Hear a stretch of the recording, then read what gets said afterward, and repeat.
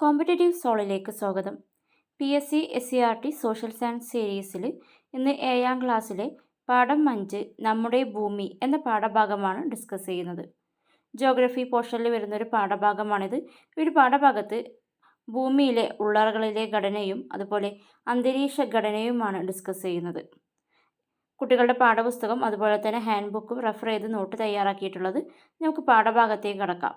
പാഠം 5 നമ്മുടെ ഭൂമി.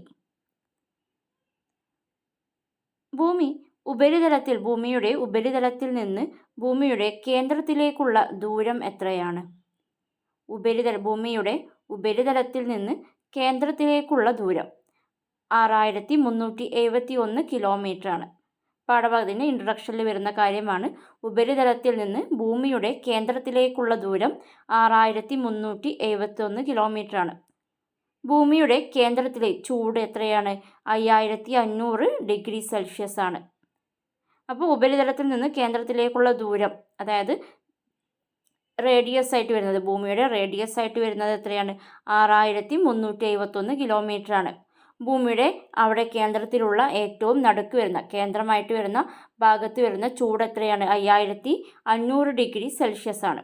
അപ്പോൾ എത്രത്തോളം ചൂട് നമുക്ക് മനസ്സിലാക്കാൻ കഴിയും. 100 ഡിഗ്രി സെൽഷ്യസിലാണ് ഒരു വെള്ളം തിളക്കുന്നത്.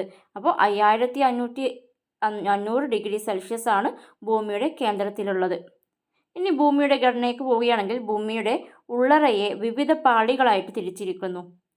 അതായത് ഭൂമി നമുക്ക് എന്താണ്, കുഴിച്ച് നോക്കിയാൽ ഒരുപാട് ഉള്ളിലേക്ക് പോകുന്നുണ്ട്. ഈ ഉള്ളറയെ വിവിധ പാളികളായിട്ട് തിരിച്ചിട്ടുണ്ട്. നമുക്ക് നോക്കാം. ഭൂമിയുടെ ഡയഗ്രാം തന്നിട്ടുണ്ട്. ഉള്ളറകളിലേക്ക് പോകുമ്പോൾ ഏറ്റവും പുറമേ വരുന്ന ഭാഗമാണ് എന്ത്? ഭൂവൽക്കം. വീണ്ടും കുഴിച്ച് പോകുമ്പോൾ അവിടെ എവിടെ എത്തുന്നു? മാൻഡിലെത്തുന്നു. മാൻഡിൽ കഴിഞ്ഞിട്ട് പിന്നെ കാമ്പാണ് വരുന്നത്. ആദ്യം പുറം കാമ്പും പിന്നീട് ഏറ്റവും കേന്ദ്രത്തിലേക്ക് വരുമ്പോൾ അകക്കാമ്പും കാണപ്പെടുന്നു. അപ്പോൾ ഭൂമിയുടെ പാളികൾ എങ്ങനെ വരുന്നുണ്ട്? ഭൂവൽക്കം, മാൻഡിൽ, പുറക്കാമ്പ്, അകക്കാമ്പ്. മൂന്നായിട്ടാണ് തിരിച്ചിരിക്കുന്നത്. ഭൂവൽക്കം, മാൻഡിൽ, കാമ്പ്. കാമ്പിനെ പുറംകാമ്പ്, അകക്കാമ്പായിട്ടും തിരിച്ചിട്ടുണ്ട്. ഒന്നുകൂടി ഇതിൻ്റെ ഈ പോർഷനായിട്ട് എടുത്താൽ നമുക്ക് കാണാം. ഏറ്റവും മുകളിൽ ഭൂവൽക്കം, അതായത് നമ്മുടെ ഭൂവൽക്കം, നമ്മുടെ തൊട്ട് സമുദ്രങ്ങളിലും ഭൂഖണ്ഡത്തിനൊക്കെ തൊട്ട് താഴെ വരുന്നത് ഏതാണ്? ഭൂവൽക്കം. ഭൂവൽക്കത്തിൻ്റെ താഴെയാണ് മാൻഡിൽ വരുന്നത്. മാൻഡിലിന് താഴെ പോകുമ്പോൾ കാമ്പുകൾ വരുന്നുണ്ട്, അകക്കാമ്പും പുറക്കാമ്പും. അതിനുശേഷം ഏറ്റവും അവസാനമായിട്ട് കേന്ദ്രത്തിലോട്ട് എത്തുന്നു. അപ്പോൾ നമുക്ക് ഓരോ പാളികളെ കുറിച്ച് പഠിക്കാം. ആദ്യം ഏതാണ് വരുന്നത്? ഭൂവൽക്കമാണ് വരുന്നത്. ഭൂവൽക്കത്തെ കുറിച്ച് നോക്കാം. ഭൂവൽക്കം, അതായത് ക്രസ്റ്റ് എന്നാണ് ഇംഗ്ലീഷിൽ പറയുന്നത്. ഭൂവൽക്കം, ക്രസ്റ്റ്. ഏറ്റവും പുറമേയുള്ള നേർത്ത പാളിയാണ് ഭൂവൽക്കം. ഏറ്റവും നേർത്ത പാളിയാണ് ഭൂവൽക്കം. ഖരരൂപത്തിലുള്ള പാറകളാൽ നിർമ്മിതമാണ് ഭൂവൽക്കം. ഈ ഭൂവൽക്കത്തെ രണ്ടായിട്ട് തിരിക്കാം. വൻകര ഭൂവൽക്കവും സമുദ്ര ഭൂവൽക്കവും. അതായത് ഭൂഖണ്ഡങ്ങൾ, വൻകരകൾ വരുന്ന ഭാഗത്ത്, അതായത് കരഭാഗം വരുന്ന ഭാഗത്തെ ഭൂവൽക്കത്തെയാണ് വൻകര ഭൂവൽക്കം എന്ന് പറയുന്നത്. മറ്റത് സമുദ്ര ഭൂവൽക്കം. സമുദ്രങ്ങൾ വരുന്ന ഭാഗത്തെ അതിൻ്റെ താഴോട്ട് വരുന്ന പ്രദേശമാണ് സമുദ്ര ഭൂവൽക്കം എന്ന് പറയുന്നത്. വൻകര ഭൂവൽക്കം സിയാൽ എന്നറിയപ്പെടുന്നുണ്ട്. വൻകര ഭൂവൽക്കം സിയാൽ എന്നും അറിയപ്പെടുന്നു. അതായത് സിലിക്കൺ അലുമിനിയം കൊണ്ടുള്ള നിർമ്മിതിയാണ് ഇവിടെ അധികം ഉള്ളത്. അതുകൊണ്ട് തന്നെ വൻകര ഭൂവൽക്കം സിയാൽ എന്നറിയപ്പെടും. സിലിക്കണും അലുമിനിയം കൊണ്ടുള്ള ഖരരൂപത്തിലുള്ള പദാർത്ഥങ്ങളാണ് ഇവ നിർമ്മിച്ചിരിക്കുന്നത്. ഇതിൻ്റെ ഏകദേശം ശരാശരി കനം പറയുന്നത് 30 കിലോമീറ്റർ. അതായത് വൻകര ഭൂവൽക്കത്തിൽ അതിൻ്റെ കനം ആയിട്ട് പറയുന്നത് 30 കിലോമീറ്ററാണ്. 30 കിലോമീറ്റർ താഴ്ച വരെയാണ് വൻകര ഭൂവൽക്കം വരുന്നത്. ഇത് പർവ്വത പ്രദേശങ്ങളാണത് 70 കിലോമീറ്റർ വരെ വരും. അതായത് പർവ്വത പ്രദേശമാകുമ്പോൾ ഭൂവൽക്കത്തിൻ്റെ കനം എത്ര വരുന്നത്? 70 കിലോമീറ്ററാണ്. ദെൻ സമുദ്ര ഭൂവൽക്കം അറിയപ്പെടുന്നത് സിമ എന്നാണ്. സിലിക്കൺ, മഗ്നീഷ്യം കൊണ്ടാണ് ഇവ നിർമ്മിച്ചിട്ടുള്ളത്. അതുകൊണ്ട് തന്നെ സമുദ്ര ഭൂവൽക്കം സിമ എന്നറിയപ്പെടുന്നു. സമുദ്ര ഭൂവൽക്കത്തിൽ ശരാശരി കനം വരുന്നത് 5 കിലോമീറ്ററാണ്. അപ്പോൾ സമുദ്രഭാഗത്ത് ഭൂവൽക്കം കുറവായിരിക്കും. 5 കിലോമീറ്റർ വരെ മാത്രമാണുള്ളത്. എന്നാൽ വൻകരയിലോട്ട് വരുമ്പോൾ ഇത് 30 കിലോമീറ്റർ, പർവ്വതത്തിലോട്ട് പോകുമ്പോൾ 70 കിലോമീറ്റർ വരെ കനം വരുന്നുണ്ട്. അപ്പോൾ ഭൂവൽക്കം ഒന്നുകൂടെ നോക്കാം. ഭൂവൽക്കം അല്ലെങ്കിൽ ക്രസ്റ്റ് ഏറ്റവും പുറമേയുള്ള നേർത്ത പാളിയാണ്. ഖരരൂപത്തിലുള്ള പാറകളാൽ നിർമ്മിതമാണ്. വൻകര ഭൂവൽക്കവുമുണ്ട്, സമുദ്ര ഭൂവൽക്കവുമുണ്ട്. വൻകര ഭൂവൽക്കം സിയാൽ എന്നറിയപ്പെടുന്നു. Silicon, aluminium. ശരാശരി കനം 30 കിലോമീറ്ററാണ്. പർവ്വത പ്രദേശത്തിലോട്ട് പോകുമ്പോൾ 70 കിലോമീറ്റർ. സമുദ്ര ഭൂവൽക്കം സിമ എന്നറിയപ്പെടുന്നു. സിലിക്കൺ, മഗ്നീഷ്യം കൊണ്ട് നിർമ്മിതമാണ്. ശരാശരി കനം 5 കിലോമീറ്റർ. ദെൻ ഭൂവൽക്കത്തിന് ശേഷം വരുന്നത് ആരാണ്? മാൻഡിലാണ്. മാൻഡിലിലെ കനം വരുന്നത്, ഭൂവൽക്കം നേർത്തൊരു പാളിയായിരുന്നു, 30 കിലോമീറ്റർ വരെയുള്ളൂ. അതിനുശേഷം വരുന്ന മാൻഡിൽ 2900 കിലോമീറ്റർ വരെ പോകുന്നുണ്ട്. അപ്പം മാൻഡിലിൻ്റെ കനം 2900 കിലോമീറ്റർ. ഫെറോ, മഗ്നീഷ്യം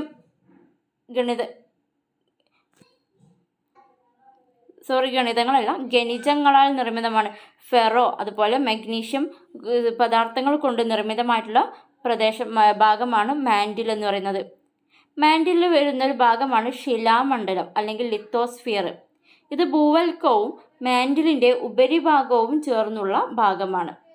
അതായത് ശിലാമണ്ഡലം എന്ന് പറയുന്നത് മാൻഡിലിൻ്റെ മുകൾ ഭാഗം, അതുപോലെ അതും ദെൻ ഭൂവൽക്കവും മാൻഡിലിൻ്റെ മുകൾ ഭാഗവും ചേർത്ത് പറയുന്നതാണ് ലിത്തോസ്ഫിയർ അല്ലെങ്കിൽ ശിലാമണ്ഡലം. ഇത് സമുദ്രഭാഗത്ത് 70 കിലോമീറ്റർ കനം വരുന്നത്, അതായത് ഭൂവൽക്കവും ഈ മാൻഡിലിൻ്റെ മുകൾ ഭാഗവും കൂടിയിട്ട് 70 കിലോമീറ്ററാണ് വരുന്നത്. ഭൂഖണ്ഡങ്ങൾ അല്ലെങ്കിൽ വൻകര ഭാഗത്ത് വരുമ്പോൾ 125 കിലോമീറ്ററാണ് കനം വരുന്നത്. അപ്പോൾ ശിലാമണ്ഡലം എന്താണ്? ഭൂവൽക്കവും മാൻഡിലിൻ്റെ ഉപരിഭാഗവും ചേർന്നിട്ടുള്ള ഭാഗമാണ്. സമുദ്രഭാഗത്ത് 70 കിലോമീറ്ററാണ് വരുന്നത്. ഭൂഖണ്ഡ ഭാഗത്ത് 125 കിലോമീറ്റർ. ദെൻ അസ്തനോസ്ഫിയറും മാൻഡിലിൻ്റെ ഭാഗമായിട്ട് വരുന്നതാണ്. ശിലാമണ്ഡലത്തിന് താഴെ ശിലാപദാർത്ഥങ്ങൾ ഉരുകി മാഗ്മ അല്ലെങ്കിൽ അർദ്ധദ്രവാവസ്ഥയിൽ കാണപ്പെടുന്ന ഭാഗമാണ് അസ്തനോസ്ഫിയർ. അതായത് മാൻഡിലിൽ ലിത്തോസ്ഫിയർ പറയുമ്പോൾ എന്താണ്? ഭൂവൽക്കവും ഈ മാൻഡിലിൻ്റെ മുകൾ ഭാഗവും. അപ്പോൾ ഈ ലിത്തോസ്ഫിയറിൻ്റെ തൊട്ട് താഴെ പിന്നെ വരുന്ന മാൻഡിൽ ഏതാണ്? അസ്തനോസ്ഫിയർ ആണ്. അസ്തനോസ്ഫിയർ എന്ന് പറയുന്നത് ഇവിടെ എന്താണ്? ശിലാപദാർത്ഥങ്ങൾ, അതായത് പാറക്കെട്ടുകളൊക്കെ എന്താണ്? ഉരുകി മാഗ്മയായിട്ടാണ് ഒരു അർദ്ധദ്രവാവസ്ഥ, ദ്രവമാണോ അല്ല, ഒരു അർദ്ധദ്രവാവസ്ഥയിൽ കിടക്കുന്ന ഭാഗമാണ് അസ്തനോസ്ഫിയർ, മാഗ്മ എന്ന് പറയും. ഇത് 200 കിലോമീറ്റർ വരെയാണ് ഇതിൻ്റെ കനം വരുന്നത്. ഈ അസ്തനോസ്ഫിയറിന് താഴെ മാൻഡിൽ എങ്ങനെയാണ് കാണപ്പെടുന്നത്? ഖരാവസ്ഥയിലാണ് കാണപ്പെടുന്നത്. അപ്പോൾ ഭൂവൽക്കത്തിന് താഴെ മാൻഡിൽ വരുന്നുണ്ട്. ഈ ഭൂവൽക്കവും മാൻഡിലും ചേർത്ത് ലിത്തോസ്ഫിയർ അല്ലെങ്കിൽ ശിലാമണ്ഡലം എന്ന് പറയും. ഈ ലിത്തോസ്ഫിയറിന് താഴെ ഉള്ള മാൻഡിൽ എന്താണ് പറയുന്നത്? അസ്തനോസ്ഫിയർ ആണ്. 200 കിലോമീറ്റർ വരെ അസ്തനോസ്ഫിയർ എന്നാണ് പറയുന്നത്. ഈ അസ്തനോസ്ഫിയർ ഭാഗത്ത് എങ്ങനെയാണ്? ശിലാപദാർത്ഥങ്ങൾ, പാറക്കഷ്ണങ്ങളൊക്കെ എന്താണ്? ഉരുകി അർദ്ധദ്രവാവസ്ഥയിലാണ്, അതായത് മാഗ്മ രൂപത്തിലാണ് കാണപ്പെടുന്നത്. ഈ അസ്തനോസ്ഫിയറിന് താഴെ മാൻഡിൽ എങ്ങനെയാണ്? ഖരരൂപത്തിലും കാണപ്പെടുന്നു. ഓക്കെ. ദെൻ കാമ്പ് എന്താണ്? പുറംകാമ്പും ഉണ്ട്, അകക്കാമ്പും ഉണ്ട്. പുറംകാമ്പ് എങ്ങനെയാണ്? ദ്രാവകാവസ്ഥയിലാണ് കാണപ്പെടുന്നത്. അകക്കാമ്പ് എങ്ങനെയാണ്? ഖരാവസ്ഥയിലുമാണ് കാണപ്പെടുന്നത്. അപ്പോൾ ഇവിടെ നോക്കുക, കാമ്പ് വരുന്നുണ്ട്. ആദ്യം പുറംകാമ്പാണ് വരുന്നത്. പുറംകാമ്പിൻ്റെ അവസ്ഥ എങ്ങനെയാണ്? ദ്രാവകാവസ്ഥയിലാണ്. അപ്പോൾ മാൻഡിൽ എങ്ങനെയാണ്? മാൻഡിലിൻ്റെ ആദ്യം അസ്തനോസ്ഫിയറിൻ്റെ ഭാഗം വരുമ്പോൾ മാഗ്മയായിട്ട് വരുന്നുണ്ട്. അതിന് താഴെ ഖരാവസ്ഥയിലാണ്. പിന്നീട് പുറംകാമ്പ് എത്തുമ്പോൾ വീണ്ടും എന്താണ്? അത് ദ്രാവകാവസ്ഥയിലാണ്. അതിനുശേഷം ഏറ്റവും അകക്കാമ്പിലോട്ട് പോകുമ്പോൾ ഖരാവസ്ഥയിലാണ് വരുന്നത്. ദെൻ ഈ കാമ്പിനെ നിഫെ എന്നും പറയുന്നു. കാരണം നിക്കൽ, ഇരുമ്പ്, അതായത് ഫെറസ് കൊണ്ടുള്ള നിർമ്മിതിയാണ് കാമ്പ് വരുന്നത്. നിഫെ എന്നറിയപ്പെടുന്നുണ്ട്. സിലിക്കൺ, അയോണൊക്കെ വരുന്നുണ്ട്. പ്രധാനമായിട്ടും നിഫെ എന്നാണ് അറിയപ്പെടുന്നത്, നിക്കലും അയോണും. ഏറ്റവും അകക്കാമ്പിൽ വരുന്ന ചൂടിൻ്റെ എത്രയാണ്? 5500 ഡിഗ്രി സെൽഷ്യസ് ആണ്. അപ്പോൾ ഒന്നുകൂടെ നോക്കാം. ഉള്ളറയിലെ 4 പാളികളായിട്ട് തിരിച്ചിട്ടുണ്ട്. ഭൂമിയുടെ ഘടന. ഭൂമിയുടെ ഉള്ളറയെ വിവിധ പാളികളായി തിരിച്ചിരിക്കുന്നു. ഏതൊക്കെയാണ്? ഭൂവൽക്കം, മാൻഡിൽ, പുറംകാമ്പ്, അകക്കാമ്പ്. ഭൂവൽക്കം എന്ന് പറയുന്നത് ഒരു നേർത്ത പാളിയാണ്. ഭൂവൽക്കം സമുദ്ര ഭൂവൽക്കവുമുണ്ട്, വൻകര ഭൂവൽക്കവുമുണ്ട്. സമുദ്ര ഭൂവൽക്കം പറയുമ്പോൾ 5 കിലോമീറ്റർ വരെ മാത്രമാണ് കനം വരുന്നത്. എന്നാൽ വൻകര അല്ലെങ്കിൽ ഭൂഖണ്ഡ ഭൂവൽക്കം എന്ന് പറയുമ്പോൾ അത് 30 കിലോമീറ്റർ, പർവ്വത പ്രദേശമാണെങ്കിൽ 70 കിലോമീറ്റർ വരെ വരുന്നുണ്ട്. ഈ ഭൂവൽക്കത്തിന് താഴെയാണ് മാൻഡിൽ വരുന്നത്. മാൻഡിലും ഭൂവൽക്കവും മാൻഡിലിൻ്റെ മുകൾ ഭാഗവും ഭൂവൽക്കവും ചേർത്ത് ലിത്തോസ്ഫിയർ എന്നറിയപ്പെടും. ഈ ലിത്തോസ്ഫിയറിന് ശിലാമണ്ഡലത്തിന് താഴെ വരുന്ന ഭാഗമാണ് അസ്തനോസ്ഫിയർ. ഇതെല്ലാം മാൻഡിൽ തന്നെ വരുന്നതാണ് അസ്തനോസ്ഫിയർ. അസ്തനോസ്ഫിയർ എങ്ങനെയാണ്? മാഗ്മ രൂപത്തിലാണ്. ശിലാപദാർത്ഥങ്ങളൊക്കെ ഉരുകി മാഗ്മ രൂപത്തിലാണ് കാണപ്പെടുന്നത്. അസ്തനോസ്ഫിയറിന് താഴെ മാൻഡിൽ എങ്ങനെ കാണപ്പെടുന്നു? ഖരാവസ്ഥയിൽ കാണപ്പെടുന്നു. അതിനുശേഷം പുറംകാമ്പ് വരുന്നുണ്ട്. പുറംകാമ്പ് ഏതവസ്ഥയിലാണ്? ദ്രാവകാവസ്ഥയിലാണ്. അതിനുശേഷം ഏറ്റവും കേന്ദ്രത്തിലായിട്ട് വരുന്നതാണ് അകക്കാമ്പ്. അകക്കാമ്പ് ഖരാവസ്ഥയിലാണ്. 5500 ഡിഗ്രി സെൽഷ്യസ് ആണ് ഇവിടുത്തെ ചൂട്. അപ്പോൾ ഇതാണ് ഉള്ളറകൾ പഠിക്കാനുള്ളത്. ദെൻ ഭൂമിയുടെ അന്തരീക്ഷം. ഭൂമിയുടെ അന്തരീക്ഷത്തിൽ എന്തൊക്കെയാണുള്ളത്? അന്തരീക്ഷ സംരചന. അന്തരീക്ഷത്തിൽ പ്രധാനമായിട്ടും ഒരുപാട് ജലബാഷ്പങ്ങൾ, പൊടിപടലങ്ങൾ, ഒരുപാട് വായു തന്മാത്രകൾ എല്ലാം കാണപ്പെടുന്നുണ്ട്. അപ്പോൾ അന്തരീക്ഷത്തിലെ വാതകങ്ങൾ ഏതൊക്കെയാണെന്ന് നോക്കാം.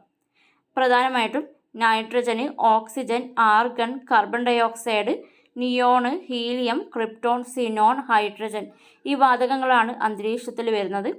ഈ ഒരു പൈ ഡയഗ്രത്തിൽ 78% അന്തരീക്ഷത്തിൽ വരുന്നത് നൈട്രജനാണ്, 21% ഓക്സിജന്, ബാക്കി വരുന്ന 1% argon, carbon dioxide, neon, helium, krypton, xenon, hydrogen വരുന്നത്.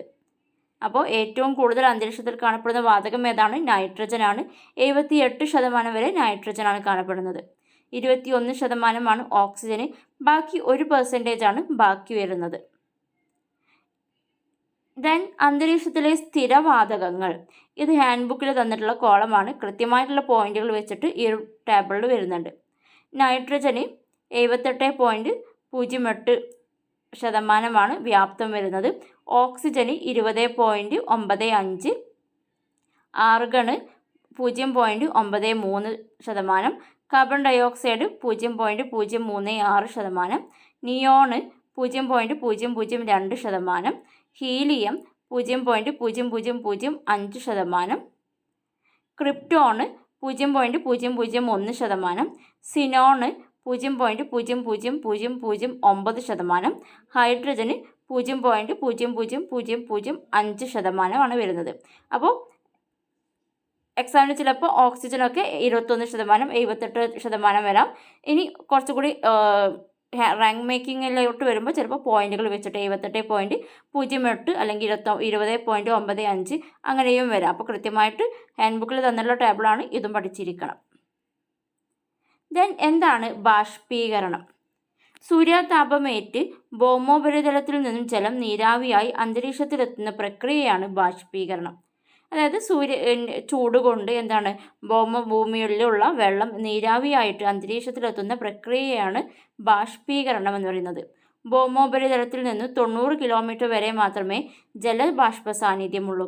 അപ്പോൾ അന്തരീക്ഷത്തിൽ എപ്പോഴും ജലബാഷ്പങ്ങൾ ഉണ്ടായിരിക്കും.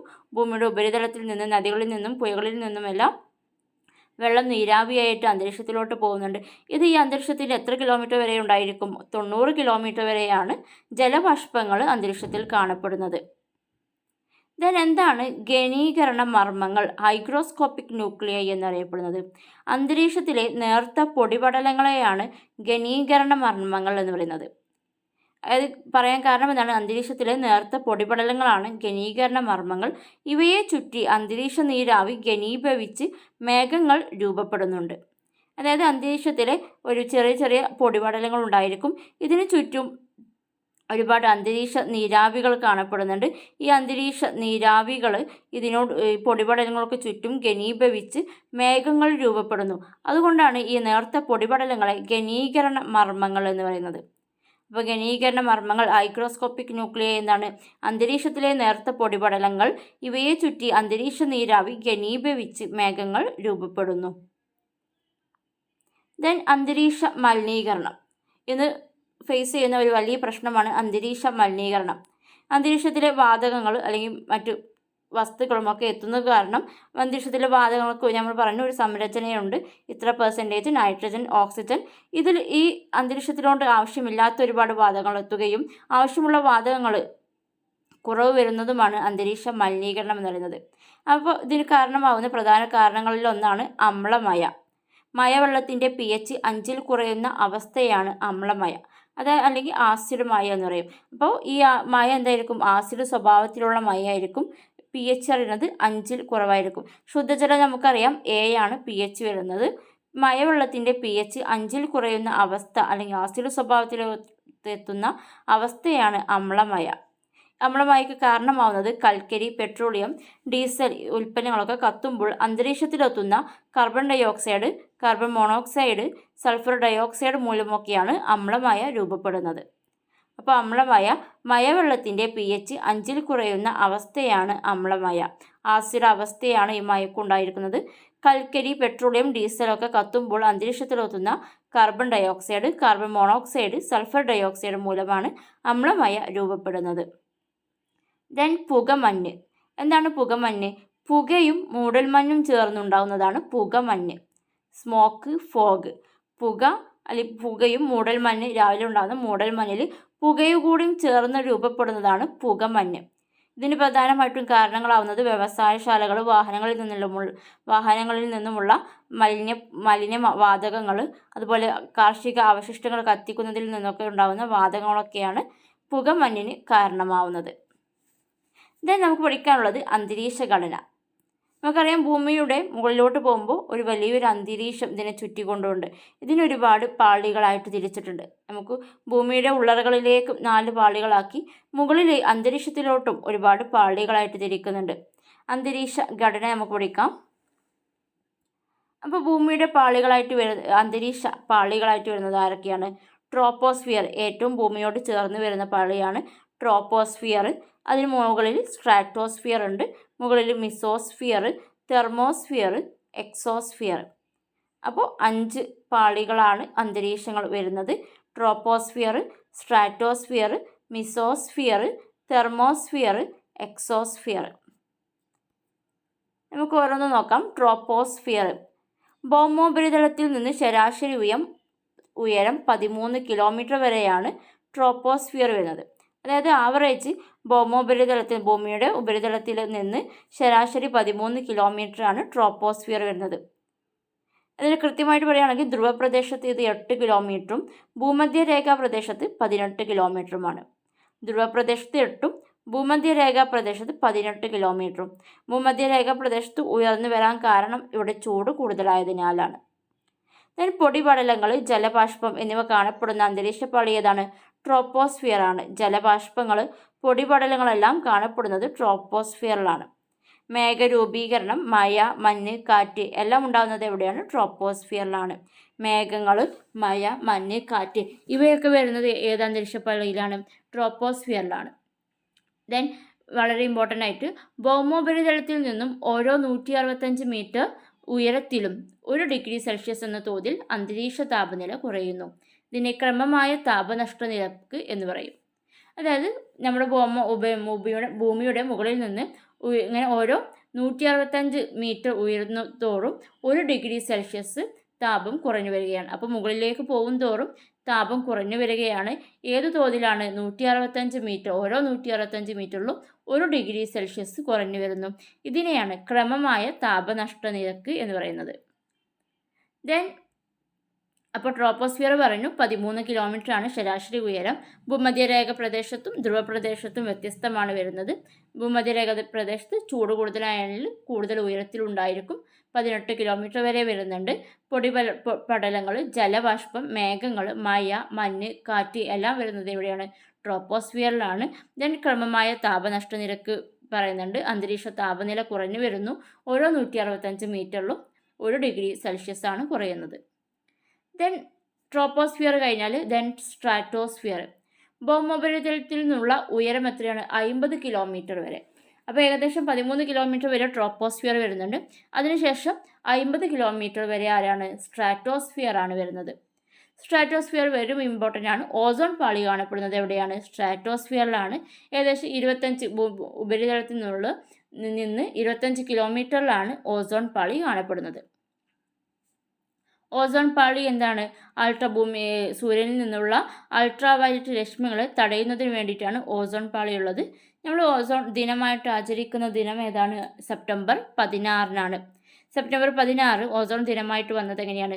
1987 സെപ്റ്റംബർ 16 കാനഡയിലെ മോൺട്രിയോളിൽ ഒരു ഉടമ്പടി വന്നു. മോൺട്രിയോൾ ഉടമ്പടി, ഓസോണുമായി ബന്ധപ്പെട്ട് മോൺട്രിയോൾ ഉടമ്പടി, കാനഡയിലെ മോൺട്രിയോൾ ഉടമ്പടി 1987 സെപ്റ്റംബർ 17 വന്നത്. ദെൻ 1988 ഐക്യരാഷ്ട്രസഭ ഓസോൺ ദിനം സെപ്റ്റംബർ 16 ഓസോൺ ദിനം എന്ന് പ്രഖ്യാപിക്കുന്നു. 1994 ഐക്യരാഷ്ട്രസഭ ഓസോൺ ദിനം ആചരിച്ചു തുടങ്ങുകയും ചെയ്തു. ഓസോൺ പാളിക്ക് ദോഷമുണ്ടാകുന്നതിന് കാരണമാവുന്ന പ്രധാന സംയുക്തം ഏതാണ്? CFC അല്ലെങ്കിൽ ക്ലോറോ ഫ്ലൂറോ കാർബൺ ആണ്. അപ്പോൾ സ്ട്രാറ്റോസ്ഫിയർ വരുന്നത് ഭൗമോപരിതലത്തിൽ നിന്ന് ഉയരം 50 കിലോമീറ്റർ വരെയാണ്. ഓസോൺ പാളി 25 കിലോമീറ്ററിൽ ഓസോൺ പാളി കാണപ്പെടുന്നുണ്ട്. ഓസോൺ പാളി UV റേസ് അല്ലെങ്കിൽ അൾട്രാവയലറ്റ് രശ്മികളെ തടയുന്നതിന് വേണ്ടിയിട്ടാണ്. സെപ്റ്റംബർ 16 ഓസോൺ ദിനം ആചരിക്കുന്നത്. 1987 ഈ വർഷങ്ങൾ വരുന്നത് ഹാൻഡ് ബുക്കിലാണ്. 1987 സെപ്റ്റംബർ 16 കാനഡയിൽ മോൺട്രിയോൾ ഉടമ്പടി പ്രകാരമാണ് സെപ്റ്റംബർ 16 ഓസോൺ ദിനമായിട്ട് ആചരിക്കുന്നത്. 1988 ഐക്യരാഷ്ട്രസഭ ഇത് പ്രഖ്യാപിക്കുന്നത്. 1994 ആചരിച്ചു തുടങ്ങുന്നത്. ഓസോൺ പാളിക്ക് ദോഷമുണ്ടാകുന്നതിന് കാരണമായ സംയുക്തം ഏതാണ്? CFC ക്ലോറോ ഫ്ലൂറോ കാർബൺ ആണ്. ദെൻ മിസോസ്ഫിയർ, ട്രോപ്പോസ്ഫിയർ, സ്ട്രാറ്റോസ്ഫിയർ കഴിഞ്ഞ് മിസോസ്ഫിയർ 50 കിലോമീറ്റർ മുതൽ ഉപരിതലത്തിൽ നിന്ന് 50 കിലോമീറ്റർ വരെ ഏതാണ്? സ്ട്രാറ്റോസ്ഫിയർ വരുന്നു. അതിനുശേഷം 80 കിലോമീറ്റർ വരെയാണ് മിസോസ്ഫിയർ വരുന്നത്. ഈ ഒരു പാളിയിൽ ഉയരം കൂടുതോളം താപം കുറയുകയാണ് ചെയ്യുന്നത്. 80 കിലോമീറ്റർ, അതായത് മിസോസ്ഫിയറിൻ്റെ അവസാനത്തിൽ 80 കിലോമീറ്റർ ആകുമ്പോഴേക്കും -100 ഡിഗ്രി സെൽഷ്യസ്, -100 ഡിഗ്രി സെൽഷ്യസ് വരെ താപനില കുറയുന്നുണ്ട്. അന്തരീക്ഷത്തിലെ ഏറ്റവും താഴ്ന്ന താപനില വരുന്നത് മിസോസ്ഫിയറിൽ 80 കിലോമീറ്ററിലാണ്. ഉൽക്കകൾ കത്തിച്ചാരമാകുന്ന പാളി ഏതാണ്? മിസോസ്ഫിയർ ആണ്. ഉൽക്കകൾ, ബഹിരാകാശത്ത് നിന്ന് വരുന്ന ഉൽക്കകൾ കത്തിച്ചാമ്പലാകുന്നത് മിസോസ്ഫിയർ പാളിയിൽ വെച്ചിട്ടാണ്. ദെൻ തെർമോസ്ഫിയർ 80 വരെ മിസോസ്ഫിയർ വന്നു. 80 തൊട്ട് 400 കിലോമീറ്റർ വരെയാണ് തെർമോസ്ഫിയർ വരുന്നത്. ഇവിടെ ഉയരം കൂടുന്തോറും താപനില കൂടുകയാണ്. അപ്പോൾ മിസോസ്ഫിയറിൽ താപനില കുറഞ്ഞു വരുന്നു. എന്നാൽ തെർമോസ്ഫിയറിലേക്ക് വരുമ്പോൾ ഉയരം കൂടുന്തോറും 80 കിലോമീറ്ററിന് ശേഷം പിന്നീട് ഉയരം കൂടുന്തോറും താപനില കൂടുകയാണ് ചെയ്യുന്നത്. തെർമോസ്ഫിയറിൻ്റെ ഏറ്റവും താഴ്ന്ന ഭാഗമാണ് അയണോസ്ഫിയർ എന്ന് പറയുന്നത്. തെർമോസ്ഫിയറിൻ്റെ ഏറ്റവും താഴ്ന്ന ഭാഗം, അതായത് മിസോസ്ഫിയറിൻ്റെ നോട് ചേർന്ന് വരുന്ന ഭാഗമാണ് അയണോസ്ഫിയർ എന്ന് പറയുന്നത്. തെർമോസ്ഫിയറിൽ വാതക തന്മാത്രകളെ തീവ്ര സൂര്യരശ്മികളെ അയോണുകളാക്കി മാറ്റുകയാണ് അയണോസ്ഫിയറിൽ നടക്കുന്നത്. അതായത് തെർമോസ്ഫിയറിൽ വാതക തന്മാത്രകളെ എന്ത് ചെയ്യുന്നു? UV റേസും X-റേസും ഒക്കെ വന്നിട്ട് അയോണുകളാക്കി മാറ്റുന്നു. അയോണുകളിലൂടെ വൈദ്യുതി കടന്നു പോകും. ഇവിടെ റേഡിയോ തരംഗങ്ങളുടെ ദീർഘദൂര പ്രക്ഷേപണം സാധ്യമാവുന്നുണ്ട്. അതായത് റേഡിയോ തരംഗങ്ങൾ, റേഡിയോ വേവ്സ് ഒക്കെ പോകുന്നത് ഏതിലൂടെയാണ്? അയണോസ്ഫിയറിലൂടെയാണ് കടന്നു പോകുന്നത്. ദെൻ തെർമോസ്ഫിയർ കഴിഞ്ഞു. ദെൻ എക്സോസ്ഫിയർ, ഏറ്റവും ലാസ്റ്റ് പാളിയാണ് എക്സോസ്ഫിയർ. 400 കിലോമീറ്ററിന് മുകളിലോട്ട് വരുന്നതെല്ലാം എക്സോസ്ഫിയറിൽ വരുന്നതാണ്. വായു തന്മാത്രകളുടെ സാന്നിധ്യം ക്രമേണ കുറഞ്ഞ് ബഹിരാകാശത്തിൻ്റെ ഭാഗമായിട്ട് മാറുന്നു. അപ്പോൾ എക്സോസ്ഫിയർ അവിടെ വായു തന്മാത്രകളെല്ലാം കുറഞ്ഞു വരുന്നു. ലാസ്റ്റ് ഇത് കുറഞ്ഞ് ഇതൊരു ബഹിരാകാശത്തിൻ്റെ ഭാഗമായിട്ട് മാറുകയാണ് ചെയ്യുന്നത്. അപ്പോൾ അന്തരീക്ഷ ഘടന ഒന്നുകൂടെ നോക്കാം. Troposphere, stratosphere, mesosphere, thermosphere, exosphere ആണ് വരുന്നത്. ട്രോപ്പോസ്ഫിയർ ഏറ്റവും ഭൂമിയുടെ ഉപരിതലത്തിനോട് ചേർന്ന് വരുന്നതാണ് ട്രോപ്പോസ്ഫിയർ. 13 കിലോമീറ്റർ വരെയാണ് വരുന്നത്, 13 കിലോമീറ്റർ വരെ. ദെൻ അതിനുശേഷം ട്രോപ്പോസ്ഫിയറിൽ നമ്മൾ പിന്നീട് പറയുന്നത് വിമാനം പോകുന്നത് ഏതിലൂടെയാണ്? ട്രോപ്പോസ്ഫിയറിലാണ്. കാറ്റ്, മഴ, മേഘങ്ങൾ, അതുപോലെ ജലബാഷ്പം, പൊടിപടലങ്ങളെല്ലാം വരുന്നത് എവിടെയാണ്? ട്രോപ്പോസ്ഫിയറിലാണ്. അതിനുശേഷം വരുന്നതാണ് സ്ട്രാറ്റോസ്ഫിയർ. 50 കിലോമീറ്റർ വരെയാണ് സ്ട്രാറ്റോസ്ഫിയർ വരുന്നത്. 25 കിലോമീറ്ററിൽ ഓസോൺ പാളി കാണപ്പെടുന്നുണ്ട്. അതിനുശേഷം മിസോസ്ഫിയർ വരുന്നു. മിസോസ്ഫിയർ 50 തൊട്ട് 80 കിലോമീറ്റർ വരെയാണ്. താപനില ഉയരത്തിനനുസരിച്ച് താപനില കുറയുകയാണ്. ഏറ്റവും 80 കിലോമീറ്ററിൽ എത്തുമ്പോൾ ഏറ്റവും അന്തരീക്ഷത്തിലെ ഏറ്റവും താഴ്ന്ന താപനിലയിലോട്ട് എത്തുന്നുണ്ട്. -100 ഡിഗ്രി സെൽഷ്യസ് വരെ എത്തും. ഈ മിസോസ്ഫിയറിൽ അതാണ് ഇമ്പോർട്ടൻ്റ്. നമ്മൾ ഉയരം കൂടുന്തോറും താപനില കുറഞ്ഞു വരുന്നു. പിന്നെ ഉൽക്കകൾ കത്തിച്ചാമ്പലാകുന്നത് എവിടെയാണ്? മിസോസ്ഫിയറിലാണ്. അതിനുശേഷം തെർമോസ്ഫിയർ തെർമോസ്ഫിയറിൻ്റെ ഏറ്റവും താഴ്ന്ന ഭാഗം, അതായത് മിസോസ്ഫിയറിനോട് ചേർന്ന് വരുന്ന ഭാഗം അയണോസ്ഫിയർ എന്ന് പറയും. ഇവിടെ അയോണുകളായിട്ട്, വാതക തന്മാത്രകൾ അയോണുകളായിട്ട് മാറുന്നു. റേഡിയോ വേവ്സ് ഒക്കെ പോകുന്നത് തെർമോസ്ഫിയറിലെ അയണോസ്ഫിയറിലൂടെയാണ്.